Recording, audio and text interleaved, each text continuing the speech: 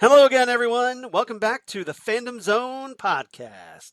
I'm one of your co-hosts, Charles Skaggs, back in the Fandom Zone once again, ready to talk some more Stargirl from DC Universe and the CW with my fellow Fandom Zoner and just all-around wonderful person in the known universe, Jesse Jackson. How you doing, Jesse? I am great, Charles. It is good to be visiting with you again. We're coming up in a couple weeks. We're going to be talking 3 times a week. Yes. So that's going to be fun for a while. This was another good one. Slightly less enjoyable. Yes. And so I want to hear what you think about it. Oh, but, interesting. Overall, this show continues to entertain. Yeah, because obviously this is a pretty notable episode for this short-lived show so far. Yes. Here at episode 180, we're talking Wildcats. And Yes. this is the 4th episode of Stargirl Season 1, aired just a few days ago on May 29th. Or excuse me, May 29th. And I got the wrong date here, sorry. Written by James Dale Robinson. I did see that and went, "Eee!" Yeah, so for those who don't know, if you're not comic book fans, and shame on you if you're not, no, I'm just kidding. James Robinson is most notable for writing Starman, one of my all-time favorite series that began after the events of Zero Hour back in the 90s, continued through until the early 2000s. And it was one of those just legendary comic runs, kind of like Neil Gaiman's Sandman, Yes. Jeff Johns' The Flash, just one of those kind of iconic runs. And he also co-wrote JSA for a little bit with Jeff Johns. He's written a bunch of other DC titles and whatnot. So he obviously knows his stuff, and he's very familiar with the Justice Society.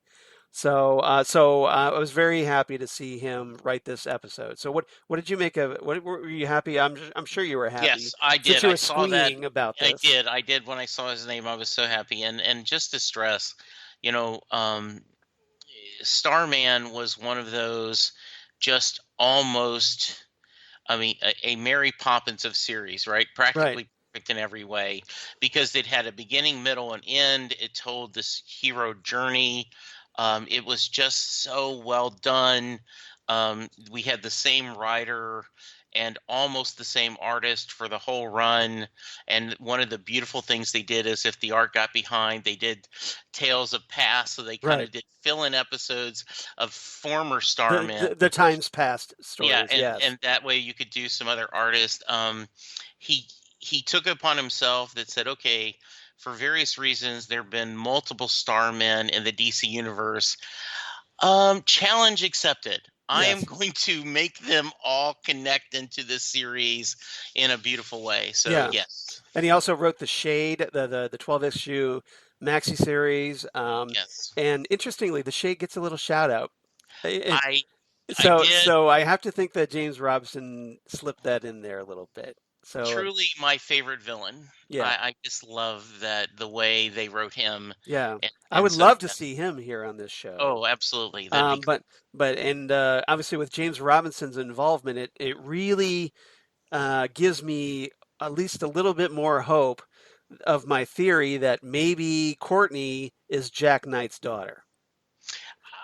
I am pulling for it. I think that would be so great. I mean, you've got all the elements there. Just make that happen for me. Absolutely. All right. Directing. Directed. This episode is directed by Rob Hardy, who has just really quickly. He's directed episodes of Arrow, Black Lightning, and Doom Patrol. So this isn't obviously not his first time experience with the DC universe. So obviously a solid choice, I guess, to direct this episode. And this is obviously a big focus because we get finally Yvette Monreal stepping forward into the forefront as Yolanda Montez, the new Wildcat, Wildcat 2. And then we get the introduction of Nelson Lee as the Dragon King slash Dr. Ito. And if you're a fan of the series Blade the series, you know, the TV series that was based off of the movie, which is based off of the Marvel Comics character, he played Shen in that series.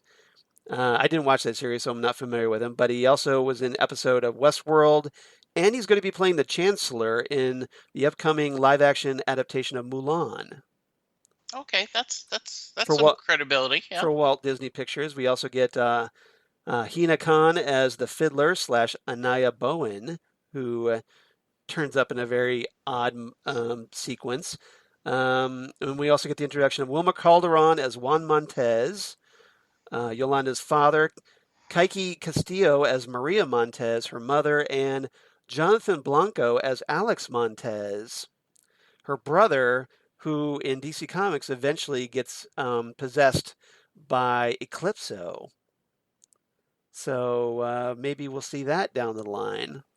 If the series lasts long enough, that is, probably. All right. Trivia this time. If you want to know a little bit more about Yolanda Montez and slash Wildcat 2, she first appeared in Infinity Incorporated number 12 back in the 80s. And then but she didn't become Wildcat until Crisis on Infinite Earths number 6. And to kind of give a little background on her, her origin is essentially she's a mutant because Yolanda's mother, Maria Montez, was given experimental drugs by the mad gynecologist Dr. Benjamin Love, Dr. Love, while she was pregnant. And Yolanda is obviously born, and as a child, she ended up manifesting her superhuman powers of retractable claws and cat-like agility. So she was essentially born with those powers, as opposed to having them given artificially by the Wildcat costume here. So that's a little bit of a difference between the comic book and the TV show. And then she ended up growing close to her godfather, Ted Grant, the original Wildcat. And during the crisis, when Ted Grant was paralyzed while saving a child, Yolanda assumed his identity and became the second Wildcat. That's her origin. Yes.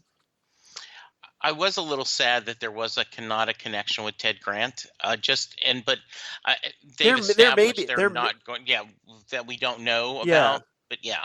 Yeah, maybe Juan Montez, was somebody who trained under Ted Grant or something, and maybe we'll find that connection. Maybe that's what will eventually bring her parents around. Maybe so. And we'll talk about that. So, 3 topics today as we get started here. Topic number 1, right off the bat, we need to talk Stargirl and Wildcat because Courtney finally gets a best friend, and it's a nice little superhero friendship. And so, what did you make of first Yolanda becoming Wildcat, and also her friendship with Courtney in this episode? I really liked, so I'm going to kind of talk double speak here. Go ahead. I liked everything about them connecting, becoming friendship, building this. Yolanda still being hurt by the horrible way she was treated, and then she's mad at herself. Her family blames her for making a stupid mistake. Who hasn't made stupid mistakes? The whole premise of she wants to make her boyfriend happy, so she sends a topless photo and he shares it with the world, and she's horribly embarrassed. The pain of that was very real to me. And that's very current to today because you do have a lot of young girls doing this. Yes. and sometimes getting burned as a Right. result. And Yeah. it just so It, happens that it just happened to Yolanda, and unfortunately, her parents are pretty unforgiving in yeah. that regard. I did not like that part of the story at all. I was very um, unhappy with their stance on that as a parent. I also, this gives me, to me, more um, ammunition that Henry is not going to redeem himself later. I think he is just a horrible person and will remain a horrible person. Well, Uh, well, if you noticed, if you watch closely, yeah. Henry didn't want to share that photo. It was Cindy who grabbed the phone from him Yes. and was the one who shared the photo. So, Uh, so Yolanda keeps blaming Henry, but it's really Cindy who did it. oh, okay. I'll. But there was something. I just don't. I think he's a brat and just not horrible. So Okay, much as I we'll say, see. We'll see. I think the whole the time to Yolanda accepting her mantle took a little too long for me. And I realized it was just one episode. There was a little too much of um, how do I explore my powers? Right. And I think all of it was needed. I'm just saying it felt like it dragged the episode a little bit. Yeah. And that's why I said I didn't like this one as much because I would have liked to got more into the story. But then I'm sure that if they had done that, I would have complained, "Hey, they rushed the, Yeah. they give us the backstory enough." So I think they have great chemistry. Part of this is our lead character Bree Breck. is Breck. the Yeah. actor Bree. Yeah, Yeah. she's just really good, and she has this persona that she has almost a good chemistry with everyone because we talked about how much it's fun listening to her and Pat banter. Yeah. Well, now then you had her and Yolanda bantering, and it was just great. What did you think of this dynamic, Charles? Yeah. I mean, obviously, they spend the first three episodes with Yolanda trying to lay low and getting picked on by Cindy, harassed by Cindy. Um, Courtney has come by and tried to stick up for her, to stand up to Cindy for her, try to make an effort to reach out to her, but keeps getting rebuffed by Yolanda, who just wants to be left alone. Right. And here we finally get the explanation why that is, because we find out that like you said, that this topless photo of her was shared around, and she basically became this.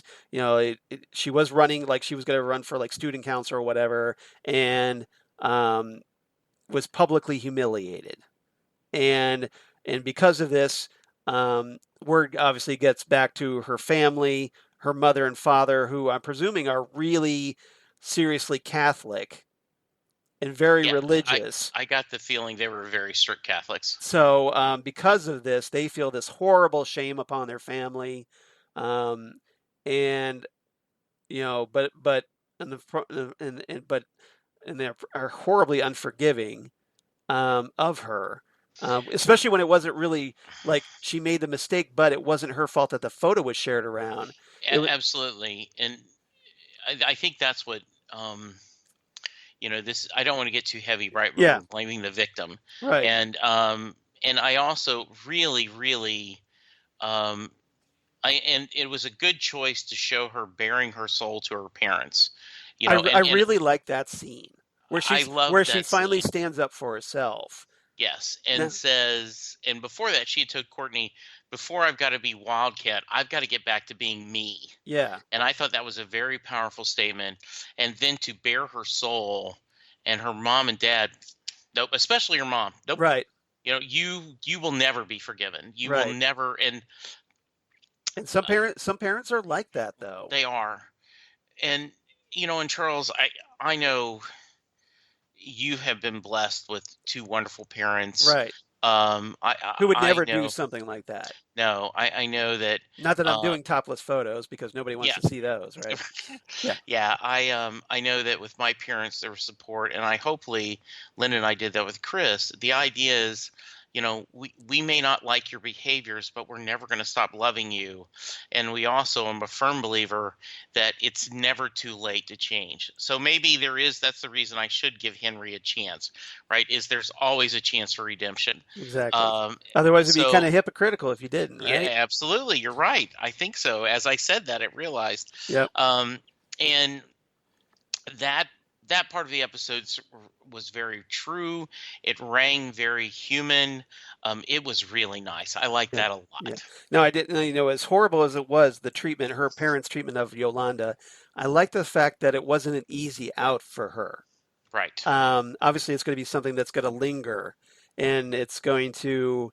I think it also is one of the reasons that drives her to become Wildcat is that her parents are very unforgiving, just want her to stay in her room, but she feels that, hey, look, I've been punished enough, and her Wildcat identity is probably going to be her outlet for that. So she's going to be sneaking out, and I'm sure there's going to be cause problems because of that. Um, but I see how it works within this character arc for her. Yeah, I think it was really powerful. And like I said, eh, And at least her brother sticks up for her. yeah, and I thought that the idea of it's only when she is forgiveness is rejected that she, okay, fine, then you know what, I will, and not go and be self-destructive, but I'm going to use this force to do some good. Courtney and I are going to work on this together. And um and you know and I love the scenes of Courtney saying, I need you. Right. This is something, we need to do this together. I need a partner.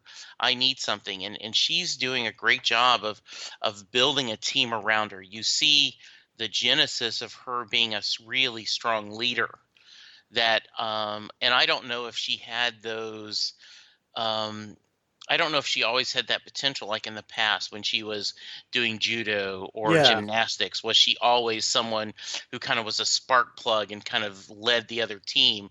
But you're seeing this about her, and I love the journey we're seeing of this young hero, and Right. her coming on her own is nice while keeping a very charming, fun personality. Now we talked about last time how awkward it is the idea that Courtney's just going to be handing out superpowers to everybody or superhero identities Yeah, to everybody. Um, so it is kind of weird that Courtney is just like, okay, you get a costume, you get a costume, you get a costume. I need a team. Let's hurry up and do this so that we can yeah. fight the Injustice Society in 13 episodes. So it does feel kind of rushed to me. Um, and and it's just the structure of how the series is built that I think, kind of affects the storyline just a little bit. But as long as I forgive that, like as long as I kind of overlook this, the way that they're handling it, given this limited time, um, it does kind of work at least as so far at least with Wildcat because the costume instead of Yolanda having her own powers, she's given Ted Grant's costume. And at first, she's completely embarrassed by it because it's like, well, hey, it doesn't even fit. I look stupid. You look great. Yeah. And so she's feeling kind of inferior compared to Courtney. And then all of a sudden, she puts on the cowl, and which I don't really like the design of the cowl. I think it's a little too big for her body. I think it needs to be a little sleeker, but that's just me. And so she puts on the cowl, and the suit form fits to her body. So Yes. so it's like a one size fits all. Just whoever's wearing it, it adjusts to them. And but I will give them credit for this, Yeah. and maybe this is implied, and maybe I'm filling in the dots, but I'm going, okay, she's going, who can I recruit Yeah. and she sees one, Yolanda is being victimized, Right. is an outcast, and then she sees the photos of her boxing, right? And Yeah. then it's like, oh, Wildcat was a boxer. This person is a boxer. Right. Maybe we connect. So Yeah. if Now, if so do you think that was intentional? Just yes, I don't mean to interrupt, no, um, please, I think that was that maybe Yolanda was boxing because maybe her father taught her how, could be. and that would be because of his connection to Ted Grant. That would be really a nice reveal. I hope That so. would be, yeah, I like that a lot. I like that a whole lot. I also, by the way, the more I think about this, um, when Courtney's mom is talking about Courtney's father, he sounds kind of roguish, Hmm. which could be very Jackish. You know, it Yeah. just it really fits into that. Um, but back to so Sorry to derail you no, there. no, I think that's a perfect ad because it Courtney is being selective on who, and so if they can follow up why they pick who becomes Iron Man, who becomes Doctor Midnight, if there is a logic a little bit why she's picking them, Right. and not just because, I mean, obviously they've set the standard by having these actors, in her kind of the loser table. Yeah. But if you can see not just, well, you're losers, let's get that, but in this one, oh, you're a boxer. You already have the physical, Act. grace and ability and the attributes, and therefore I think the cow, which I could agree with you, could be a little more form fitting. Yeah. But the suit sees her abilities and enhances them. So that was nice. Right. And then all of a sudden, once she gets the suit, she's able to Yeah, do backflips and whatnot, and yeah. You so always land on your feet it's and like like, I have to wonder how the suit gave her agility, but okay, yeah. Well, no, she already had that, and then Oh, it's enhanced it. In okay, other words, she's I see, always had great skills. I She's see what you're because she's saying. a boxer, and it's enhanced it.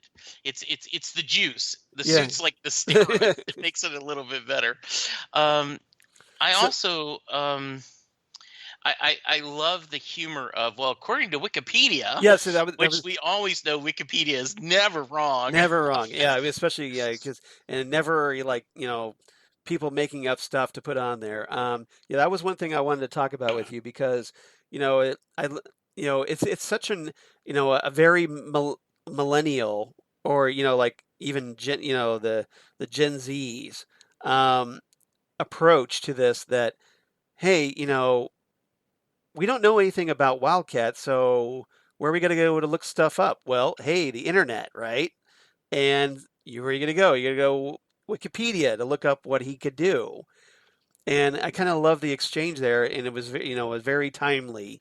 I'm not sure how well it's going to age as the series gets older, but um, talking about hey, well, hey, Ted Grack can do, Wildcat could do this, he could do this, and Yolanda's approach is like, well, like look, just because it's on Wikipedia doesn't mean like it's true, right?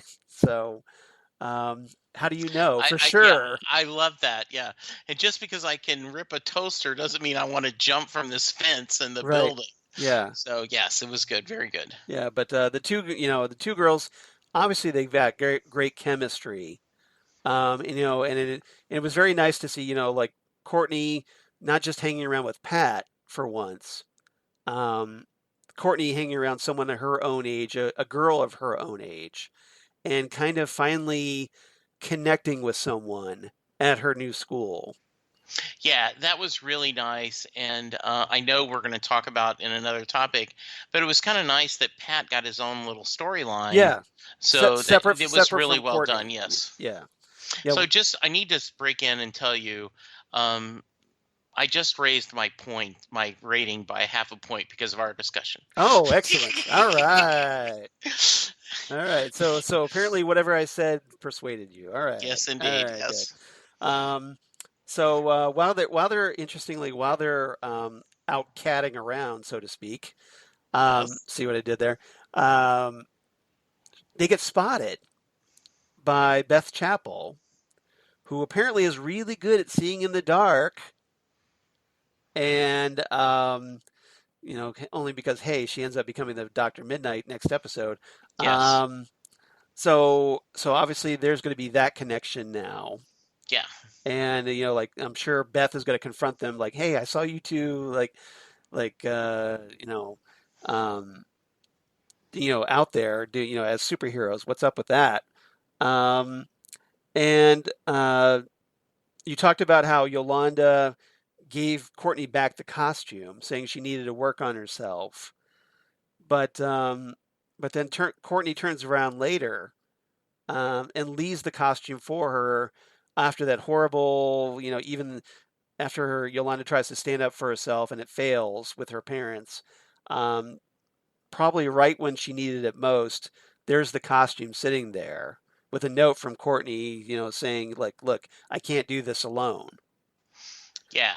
So And I like that. even as her Yolanda's parents are rebuffing her, Courtney is reaching out, and Yes. probably at the time when Yolanda needed it most.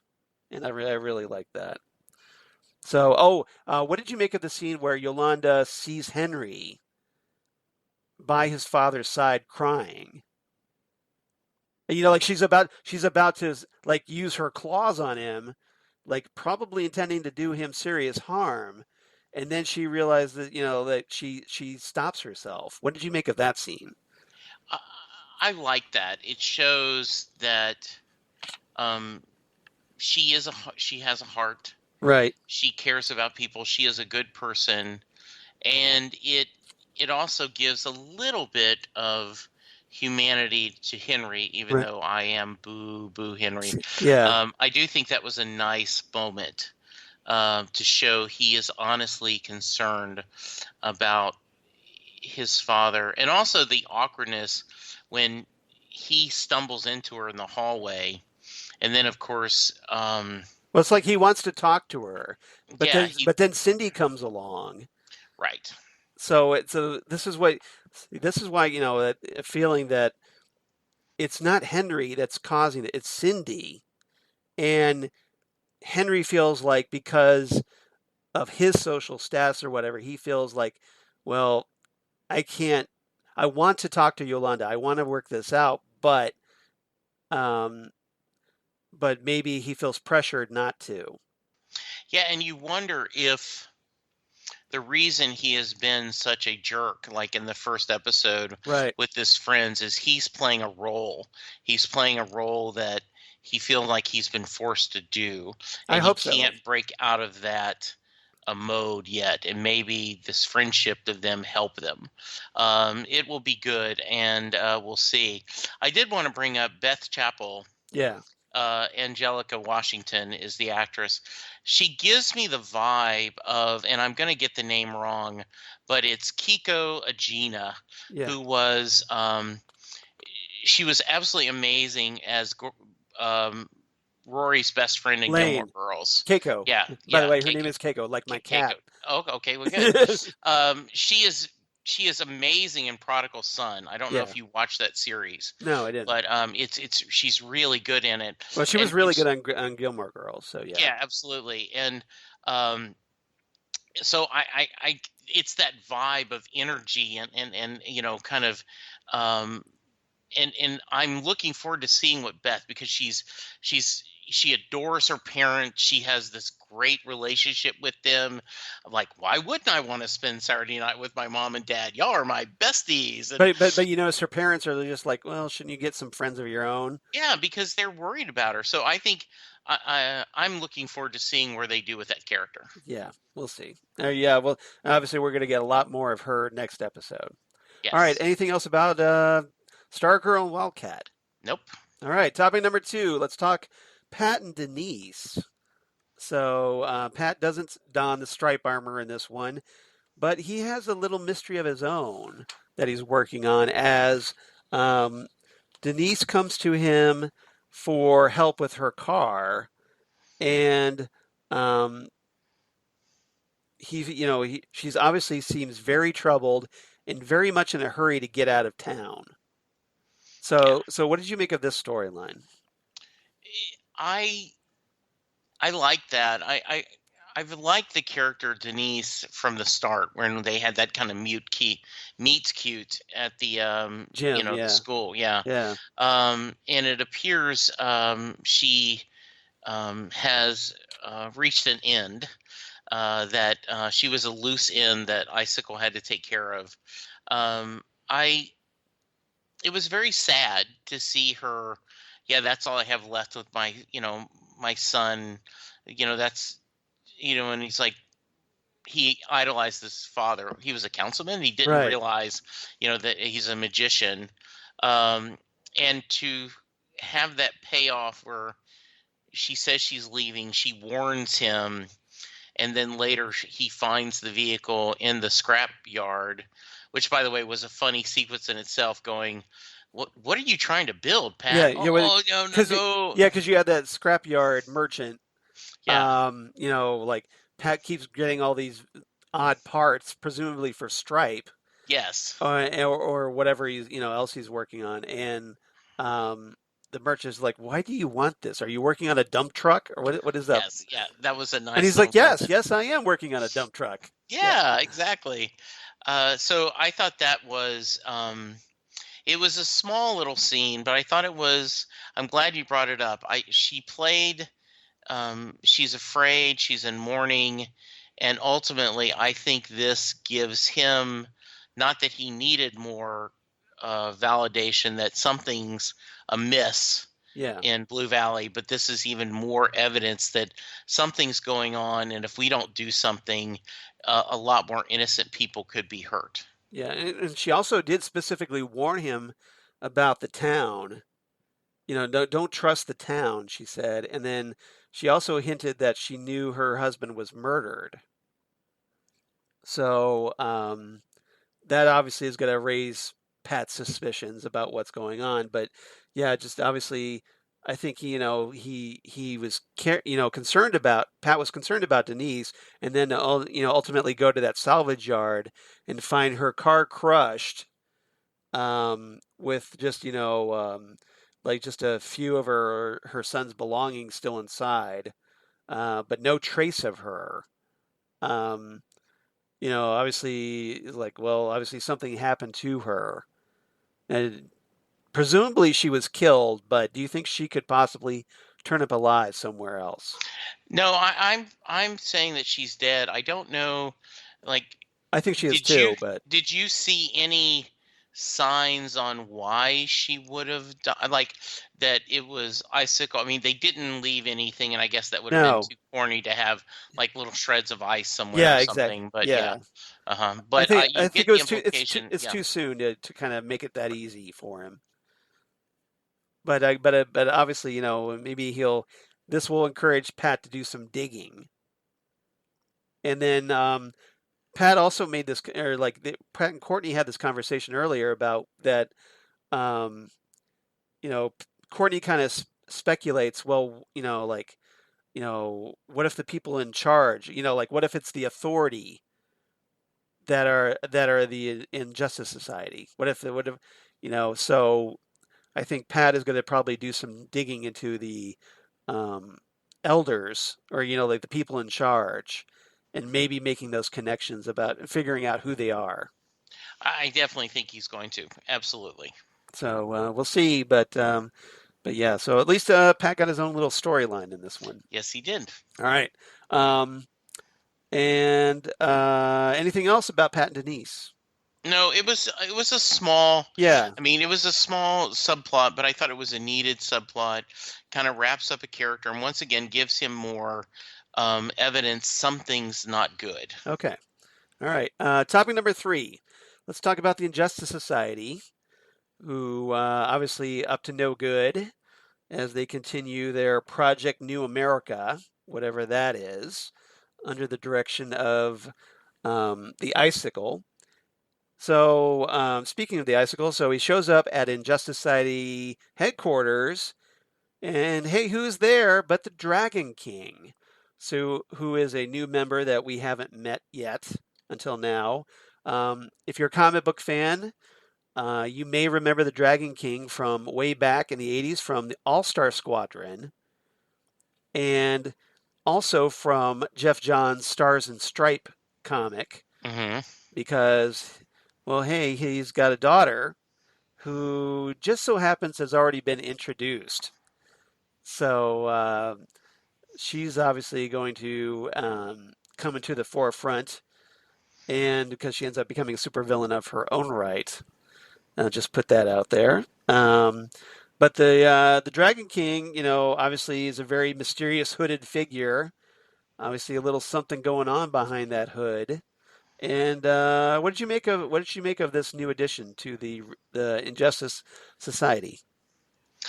So, first off, I think it's very sinister. He doesn't take his hood off, Right. around his Well, there's a reason for yeah, that. the mentor. I do not remember the comics, so I do Right. not remember the reasons. Yeah. The I I had thought maybe, and this was, you obviously know better, but I was actually thinking that Beth's parents may have been somehow connected to the ISA, and that we were going to have a little bit of the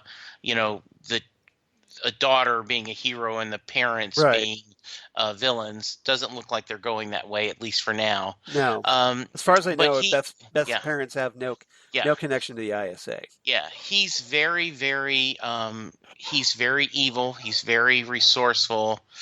I, the He's very competent. He's very evil, and he seems to be very subservient to Icicle. Whereas he is, and you always worry with a band of villains that they're going to, there's no honor among thieves. Right. There's going to be that, okay, well, I should be leading. No, I should be leading. He seems to be very comfortable in his own skin. Now, you know more than I do. Is that the correct vibe? Yeah, I mean, obviously in the comics, the Dragon King is kind of like his own megalomaniacal supervillain. So it does seem a little weird to me, at least, to see him being so part of this group. Okay. And here he talks about, well, you know, he's building this machine for Icicle, and he says that one generation sacrifice will serve the next. He won't let Icicle down the way that the wizard did. And he says that, well, hey, I didn't really like the wizard anyway. Do you mind if I can take the body? Yeah, that was creepy. So, what is his plans for the body, for one? And um, I'm kind of suspicious. I think eventually the Dragon King is going to turn on Icicle, but we'll And see. didn't you love the way Icicle, yeah, I guess. Yeah, That was well played. yeah. So, but yeah, I'm very skeptical about how that partnership is going to work out. It seems like, yeah, it seems like it just seems odd to me that the ISA would bring in Dragon King of all people, because he's so like kind of like a villain in the comics that kind of does his own thing and he likes to be the guy in charge. So we'll see how that plays out. I think Icicle has something to worry about there. That's my speculation, at least at this point. All right, we'll look Um, forward to seeing. and then we talked about this a little bit earlier. When Yolanda was in Dr. King's room watching Henry, and Henry leaves, and then Yolanda's still in the room when all of a sudden, oh hey, Principal Anaya Bowen comes in, with all of things a violin, her fiddle, and presumably, not in the sense of like going down to Georgia and having a duel with the devil, but for a fiddle of gold. Um, that she goes in there, Anaya Bowen, who obviously, if you're a comics fan, that is the fiddler, and plays music for the Brainwave. The question is why, for one. Um, do you think that this music was healing him, perhaps, or was there something else going on there? What did you? It was a very odd scene. It was a very odd scene. You mentioned, which of course tells you, just in a kind of weirdness. You're Right. mentioning "Devil Went Down to Georgia." Yeah. I'm thinking of 1776. He plays the violin. Um, the I don't understand that Yeah, reference. there is a song in the musical 1776 Ah, okay. where Got it. Thomas Jefferson's wife talks about why he's so amazing, and it's because he plays the violin. Got it. Um, I don't. I'm not sure. She does look disappointed after she plays "Nothing Has Happened." Right. And I don't know if that's because she wants to heal him, Right. she wants to control him, or what's going on. Or is she in love Um, with him? yeah, I Maybe. don't know. And the she has, of all the um, villains in their secret identities, their regular. She has seemed to be the the nicest. Yes. She has seemed to be very fair to the kids. Right. She seems to not have this kind of manic Well, personality. she also was the one who threw Courtney into detention, if you recall. Well, absolutely, but Courtney was fighting. I mean, Yeah. Riley, we Yeah. have a no tolerance here. Okay. Um, So you're okay so with it? I'm okay with that. It's not fair, but I get that. Yeah. I think that was a nice little scene, and kind of adds to the mystery of what's going on in this world, and why are we keep going back to why are the Injustice League all here? Why are they all have decided to, you know, kind of retire and live in the city? What's going on? Right. It is What is so special very, about very, this yes, place? it is. It's very, yeah. I mean, it's almost like they're, So it's almost like there has to be something located within the city limits that is mhm, part of their goal. yeah. So they Well, set it. So they set up shop here. yeah, it's almost, it's similar to, and it's a stretch, but like Once Upon a Time, they had all these fairy tale characters under a curse Yeah. living in the city, town, not knowing who they are. And they couldn't And leave the this town. is, They couldn't leave the yeah, town. and it's almost like they're aware who they are, but is there some reason they can't leave? Or is this by force or by choice? And we don't know yet. Yeah, it's still. I mean, even here we are at episode 4 of 13, but yeah, I think there's still a lot more that needs revealed in that regard. Absolutely. But yeah, like you said, it just adds to the mystery. So I guess we'll stay tuned Yeah, I'm loving it. and see how this plays out. But Hmm. some few more clues in the mystery, I guess. I agree. Anything else about this episode? No, You- it was good. I love the banters. I'm curious to see. It looks like next week um, Dr. Midnight and Our Man don't get individual episodes. They get, Right. they're a combo, I was but that's looking. okay. Yeah. I'm looking forward to seeing how this happens and where we're going. Yeah. So, yeah, we just hurry up and get two heroes. If you thought that Yes. Wildcat was rushed, well, hey, here's two Yeah. new heroes in one episode. So we'll see how rushed that is.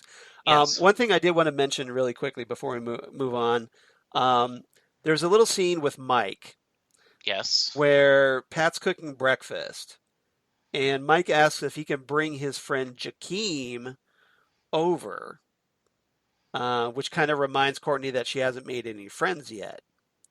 So Um, earlier, Courtney was playing with the pink pen, the Johnny Thunder pen, and it wasn't working for her. So my speculation is that Mike will have Jakeem over. Somehow they end up in Courtney's room. They get a hold of Jakeem gets a hold of the pen, and the Thunderbolt comes out for Jakeem because in the comics, in the Jeff Johns JSA, Jakeem becomes Jakeem Thunder, and the new heir to Johnny Thunder.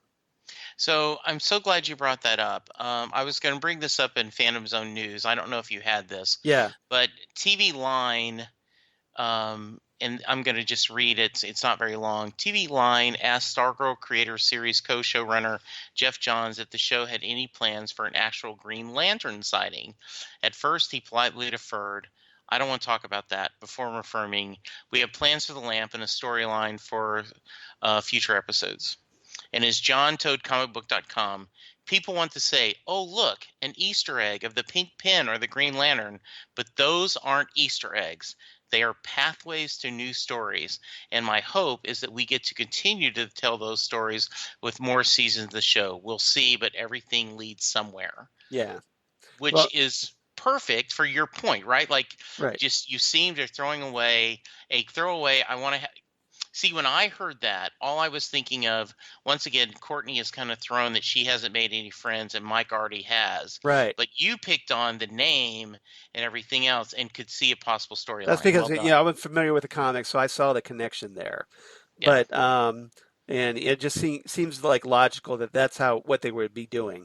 Now, as far as Alan Scott's Green Lantern lamp, their lantern, um, if they got all these other Infinity Incorporated members, so I have to hope that they would introduce Jade, Hmm. Alan Scott's daughter in the Yes. comics, um, as the heir apparent to Green Lantern, and hopefully that Yes. means also her brother Obsidian. Yes. Both So great characters. both great characters, two of my favorites from Infinity Incorporated. So, I agree.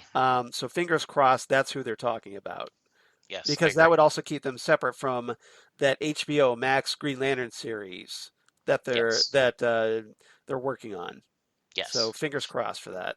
All Absolutely. right, all right. Do you have any favorite quotes of this I do episode? have a few.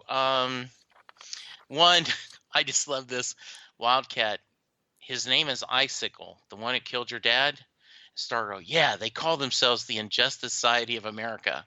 Wildcat, who come up with those names? Stargirl, that's what I've been saying. Right? It's like right? Yeah. I love that.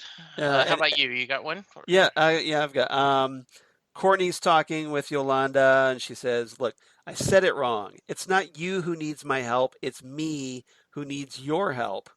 And Yolanda's like, "What?" Courtney says, "There's something going on here." And Yolanda replies, "Yeah, I have a lunatic following me around." Yes.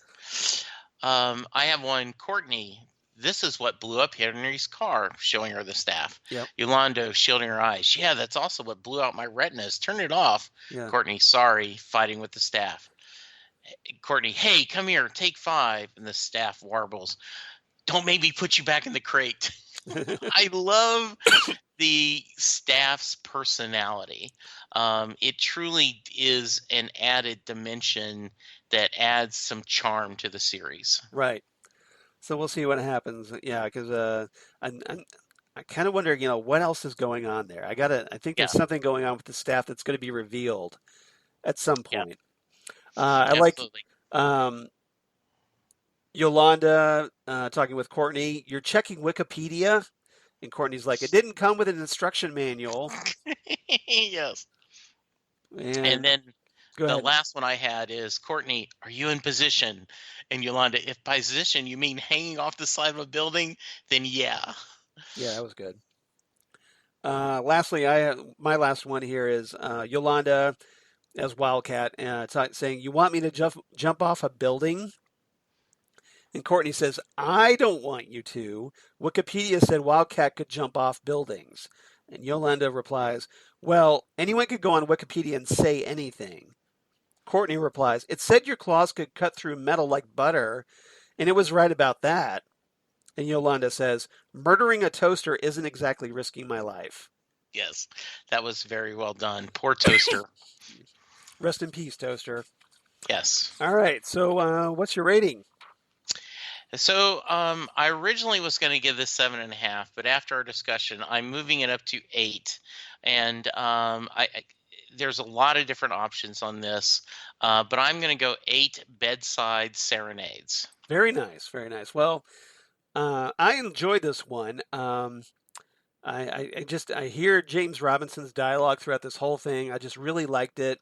Love the connection between Courtney and Yolanda. I'm giving this one 8.5 out of 10 murdered toasters.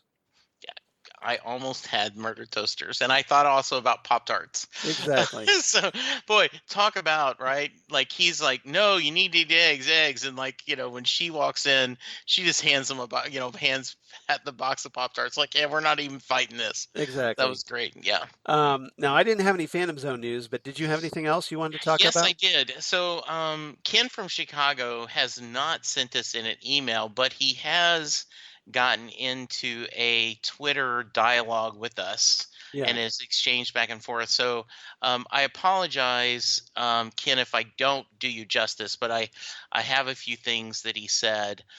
He and I were talking about the building being powered, and I mentioned, well, maybe there's a spell like supernatural, and he said, no, why wouldn't you use that power to suit up everyone? It can become a crutch. Usually in stories, there's a cost to limit frivolous or unlimited use. There are far more easier, mundane explanations. You could just build a trust fund that earns enough to pay the property taxes for a building, and it could just be off in using the solar generators. So appreciate that, Ken. Yeah. And then he said, and then I won't read everything else he did, but I thought this was really good. He said specifically to you and I about Icicle's plan, your discussion gave me idea. The kid's death isn't just two birds and a stone deal, more like in pool when you hit a billiard ball with a cue ball and it sinks multiple billiard balls. One, the kid death warns Stargirl he'll kill a kid like her. Two, if she doesn't retire, then this conflict will end in either her desk or his. Yes, he'll accept her fear or rage because she'll let her guard down. Three, just like Wizard got enraged, got cocky and reckless, and lowered his guard before his body temp got lowered, face screaming in fear, rolling on the floor and laughing. It's also a warning to the rest of the SI. Brainwave was cocky. Look what happened to him. Wizard didn't step as leader. My absent failed me, and you, more importantly, he failed me. Don't fail me. See what happens, those who do. And you mentioned that in Jeff Johns' writing of the JSA comic, it was about families and legacies. Killing the kid ties up a potential loose thread of him growing up and running revenge on his father's desk. Maybe the mom is next, or Icicle has retro views on women. So thank you, Ken. I really appreciate. There's been some, he always responds to the shows and on Twitter, and I Yeah. just appreciate his comments. Yeah, I find it interesting. He'll spam a bunch of tweets, but he won't write in an actual email to the shows that he listens to. So Twitter is his muse, so that's good. it's like just combine it all in the email. It's a lot easier to read that way. All right, Yes. especially on the show. Um, so yeah, we don't have any fan mail, unfortunately. So like Ken, hey, you could write in. Just saying. Write to us at fandomzonecast@gmail.com. That's fandomzonecast@gmail.com. We'd love to hear from you.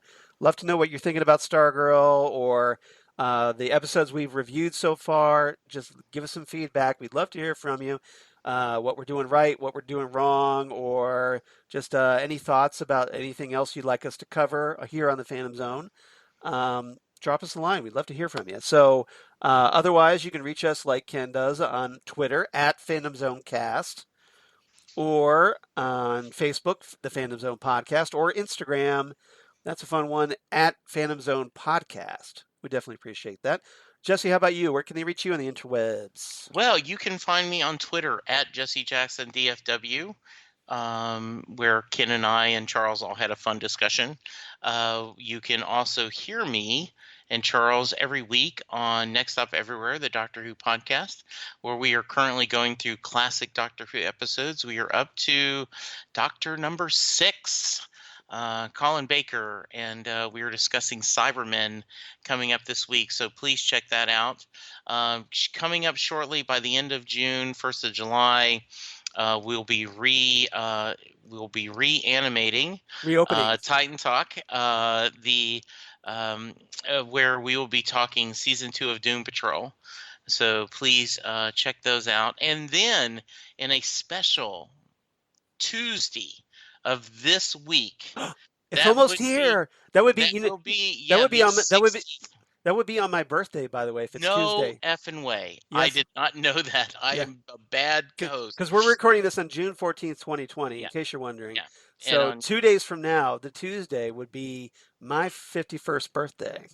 so in a stroke of synergy on Charles's 51st birthday, the long-awaited, much demanded, the the the crossover But you didn't know you needed, Charles Skaggs talking music on Set Listing Bruce. We have that. It was a really fun discussion. We had a great time, and Charles had a pretty unique answer to the Mary question. I, I Also, thought I thought it was a good one. I thought it was very good. I also I have Danny, who is a comedian, coming up this week as well, and I'm excited. Ron Martz is joining me this week to record. I don't know how quickly I'll be able to get it out, but he tweeted that there were a lot of stories about the passing of Denny O'Neil, Yes. and I reached out to him. I said, "Hey, do you want to join me on Set Listing Bruce?" There is no connection between Denny O'Neil and Bruce Springsteen, but Ron is a huge Springsteen fan. He has been on the show twice, Yeah. and he said, I would absolutely love to join you and talk Denny O'Neil.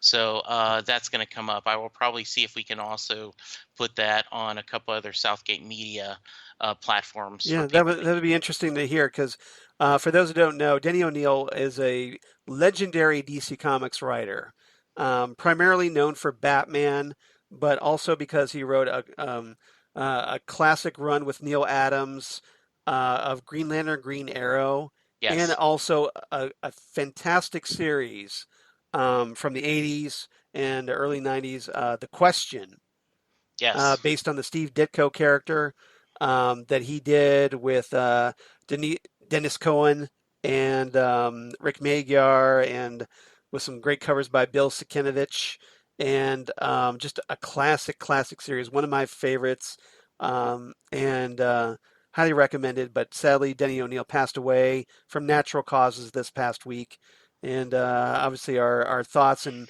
prayers go out to his family at this time, and everybody that all of his fans as well, obviously. absolutely. Yeah, Yeah, he definitely is a wonderful legacy. I was able to meet him a couple times at conventions. A very nice guy, and so I'm looking forward to talking to Ron about that.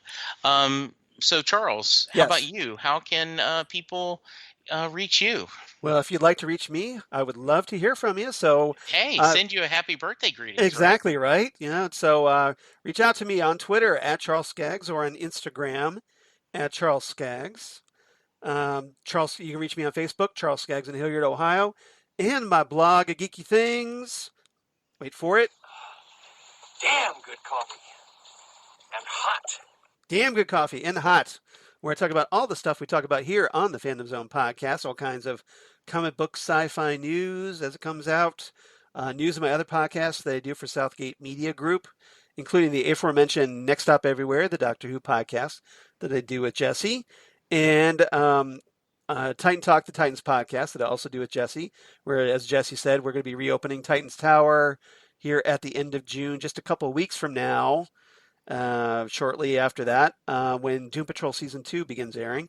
And then Ghostwood, the Twin Peaks podcast that do with Zan Sprouse, wife of comic book artist Chris Sprouse, where we talk about all things Twin Peaks, David Lynch, and a whole ton of pop culture references because, hey, it's us.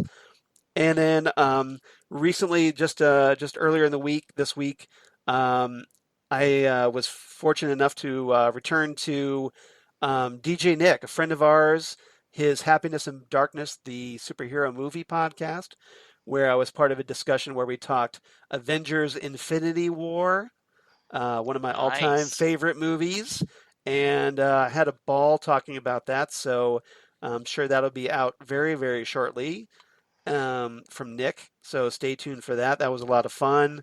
And then, like Jesse said, I'll be here in a couple days on his Set Listing Bruce, the Bruce Springsteen podcast. So stay tuned for that, kids, because I thought that was a pretty fun discussion we had. It was. It was a lot of fun. Something different if you want to hear me talk music for a change. Yeah, Charles and I always have a great time talking, and as you can tell, we do that a lot. But for this I time, know I have a good time talking. I don't know I about have a great time. Yeah, we just enjoy each other, and so but it was like different muscles for both of us. It yeah, was a lot of fun. yeah. So if you want us to hear us talk about something a little different, check that out. Highly recommend. All right. So next time on the Fandom Zone podcast, we're up to episode 181 as we talk Our Man and Dr. Midnight, the latest in the most unoriginal, uninspired episode titles ever. But Our Man, one of my all-time favorites, especially the Rick Tyler Our Man. So I'm really looking forward to that. Finally, get to see Our Man step into the forefront, and then the Beth Chapel Dr. Midnight is going to be fun to watch too. And as Courtney's group of Infinity Inc., or excuse me, the Justice Society of America, Yes. uh, anyway, so they're coming together, and her little superhero clique comes together and gets ready to fight some more bad guys. So the superheroes keep expanding on the show.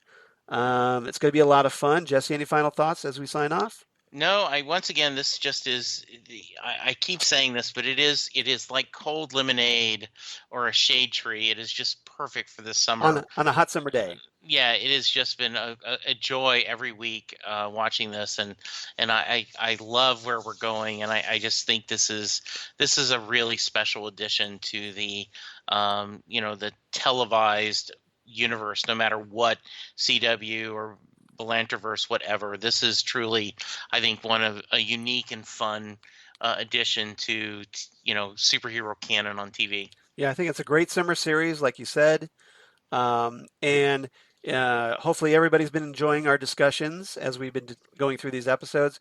And if so, please tell your friends about us because we'd love to reach out and broaden our audience. And then everybody come on back next week as we talk Our Man and Dr. Midnight right here on the Phantom Zone podcast. Goodbye, everybody.